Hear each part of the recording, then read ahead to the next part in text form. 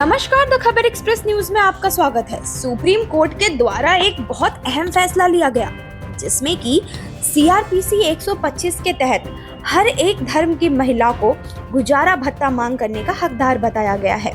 जिससे विरोधी पक्षों के द्वारा 1986 में तलाक संबंधी अधिकारों का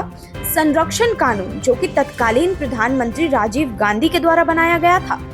कोर्ट ने यह भी कहा कि सीआरपीसी 125 के तहत ये कानून महिलाओं के लिए कोई दान नहीं,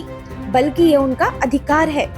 ये फैसला मुस्लिम महिलाओं को सशक्त बनाने के लिए सुप्रीम कोर्ट द्वारा लिया गया एक अहम फैसला है। इस फैसले से मुस्लिम महिलाओं के अधिकार पर महत्वपूर्ण प्रभाव पड़ेगा, क्योंकि ये फैसला मुस्लिम महिलाओं के सम्मान, अधिकार और सशक्तिकरण में मील का पत्थर साबित होगा। इसके साथ ही देखिए आगे कि एक मुस्लिम महिला की इस पे क्या राय है। भारत के सभी मुस्लिम बेटियों को बहुत बहुत बहुत मुबारकबाद। एक बार फिर से सर्वोच्च न्यायपालिका ने जिस हिसाब से मुसलमान बेटियों के लिए 3 तलाक बैन कराया और केंद्र की सरकार ने 2019 में 3 तलाक पर एक सख्त कानून ला करके इस देश में मुसलमान बेटियों को उनका अधिकार दिया, उनकी सेल्फ रिस्पेक्ट वापस दिलाई, उसी तरीके से एक बार फिर से सर्वोच्च न्यायपालिका ने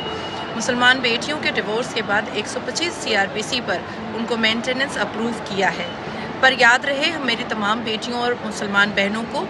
कि BNSS से 144 सेक्शन जाता है और उस हिसाब से आप अपने हक का पैसा, आप अपने हक के लिए आवाज़ उठा सकती हैं। किसी भी न्यायपालिका में जा कर के डिवोर्स के बाद आप अपने मेंटेनेंस के लिए गुहार लगा सकती हैं और हर न्यायपालिका आपकी आवाज़ सुनने को तैयार होगा, क्योंकि अब मुसलमान बेटियों का हक भारत के संविधान पर पूरा है। गांधी परिवार जो हमेशा अपने आप को मुसलमानों का मसीहा कही है, मुस्लिम तुष्टीकरण की राजनीति में हमेशा बढ़ चढ़ कर हिस्सा लेने वाला कांग्रेस और गांधी परिवार एक बार फिर से फेल साबित हुआ। जिस तरह से शाहबानो और सायरा बानो ने खून के आंसू रोए थे और राजीव गांधी के सामने अपनी सिसक, अपनी घबराहट और अपने दर्द को बताया था, पर राजीव गांधी उनकी बात ना सुन करके आखिरकार शाहबानो और सायरा बानो को 3 तलाक का न्याय सर्वोच्च न्यायपालिका से 2017 में मिला और मोदी जी की केंद्र की सरकार ने 2019 में एक सख्त कानून बना करके मुसलमान बेटियों को और बहनों को उनके सेल्फ रिस्पेक्ट को वापस दोहराया। उसी